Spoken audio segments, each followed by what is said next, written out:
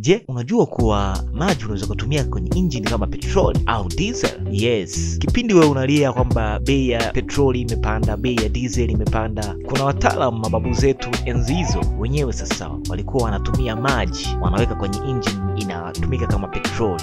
Yaani maji ndio yanakuwa source of energy, au ndio yanakuwa sasa ni kama fuel yako, au ni kama diesel yako au petroli yako. Yes, usistaajabu ni kwamba palikuwa kuna special engine ambayo walikuwa wanaitumia, ambayo hiyo engine ni steam engine au Stirling engine.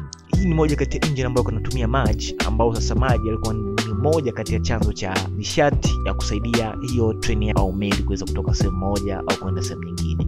Katika hii engine palikuwa kuna special chamber ambayo kazi yake ilikuwa ni kupasha joto, au wanasema boiler. Kuna kitu wanakiita boiler. Kiachemsha hiyo inatengeneza steam. Ile steam inaenda kwenye piston, ambayo hiyo piston sasa inaenda kutengeneza pressure.